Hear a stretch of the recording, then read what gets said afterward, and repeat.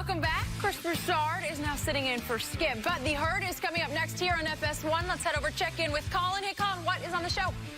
Jimmy GQ was all that in a bag of chips last night.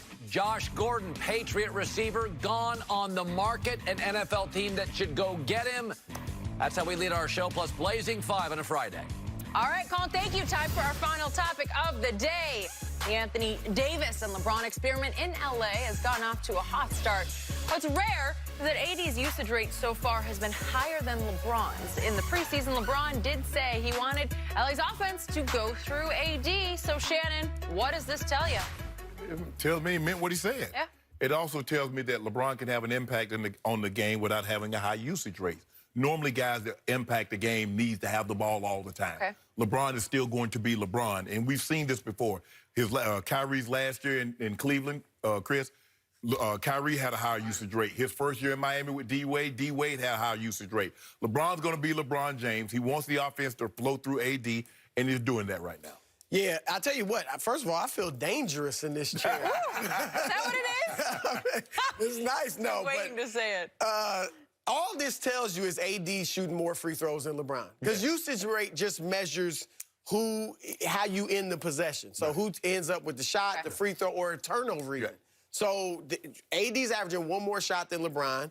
Obviously, LeBron's going to turn it over a little more, handling the ball more. But AD shooting 13.5 free throws, LeBron 6 per game. Right. So that's really the difference. Obviously, LeBron's handling the ball more. Right. But this is good. I mean, when you have two players of that caliber, you want balance. You don't want one. LeBron doesn't need to dominate the ball and the action with AD there and vice versa. Right. And it's probably going to go down a little more. LeBron's usage with Kuzma coming back, it might trickle down a little more. But at the end of the year, when you look up, you're like, man, he still averaged 24, 10, and 6.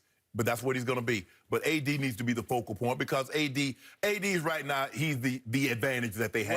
Right. Because there's nobody, he's unguardable. Put it on the floor, shoot the three, great free throw percentage, and he can protect the rim. So I love what I'm seeing right now. But still very much LeBron's team. Yeah. Still, no doubt. Hey, he's not giving that up without a fight. No doubt. No, we ain't fighting. Partnership. You do your thing, AD. That is No it doubt. for us. We'll be back Monday at 9:30 Eastern.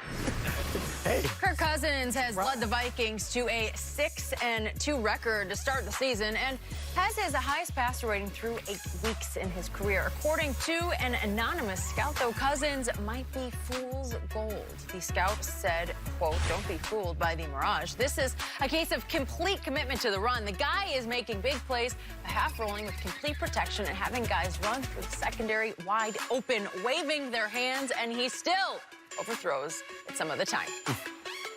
Who is this guy? I'm calling for his name. Shannon, do you agree?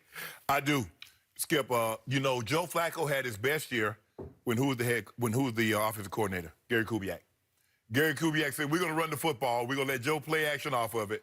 And he had Anquan Bolden making plays, Torrey Holt making plays. That's true. Torrey Smith, excuse me, Torrey Smith making plays. Mostly Anquan Bolden. Anquan Bolden. And they had, you know, Jacoby Jones were making big plays in the passing game, Skip. And that's what they're doing. Dalvin Cook leads the league in rushing. Yeah. Kirk always possessed the ability to throw the football. Where he got in trouble when he had no resemblance of a run game, and they knew he had to throw the football. That's when he ran into problems. But when you can run, when he's like, okay, they got to have 8 guys up here because Dalvin Cook is gashing folks. Now, he got 2 damn good receivers, Skip. Stephon Diggs, I don't think people realize just how good. They might be the best pair of receivers in all of football. Now, there might be better, you know, Julio's obviously, I take Julio over both of those. But you pair them together, it's hard to say there's 2 better. Now, obviously, Mike Evans and Godwin can make a case. But these 2 down there in Minnesota are very good. Amari and Gallup make a case. Go ahead. No, they cannot make no case. You're trying to make Not a case for quite the same. But, to sneak Skip, that I in. do agree. I do agree that the running game has enhanced what Kirk Cousins really does. He's an accurate passer. But when you're throwing the football, Skip, and I know this offense very, very well, you have roll and you got guys running scot-free because they weren't worried about the running game, and this is what you're seeing. Let them shut down that running game like Chicago did. And you saw what they were saying. What was Adam Thielen? Stephon Diggs said, I want up out of here. He did. Apologies to Jenny Taft. Fool's gold mirage. Underconfident. Underconfident overachiever. Yeah. Still? I've always called him, and he's still the same guy. He just has the leading rusher in who's really, he is beasting. He is really running hot and hard. And Stephon Diggs might be a top 5 receiver as far as yardage now in the NFL. And Thielen, as a possession receiver, he's up there. Yeah. Love him. So, again, they're 6-2, and they did it by camouflaging his flaws. Yes. He's not bad. He's just not great. And now you're in a situation you're going to Arrowhead, and I don't know if Patrick Mahomes is going to play because he was limited in practice. But even if it's Matt Moore, I'll still take the home team in that game. You would take him? The Chiefs. I would take it Really? against Kirk Cousins. I think at some point he's going to get exposed. And the Chiefs' defense started flying the last time. Right. Well, you got to be able to stop the run. Yeah. You got to, and the linebacker skip that they ended up releasing in Philly is that he didn't lie. You want the ball in Cousins' hand. Yep.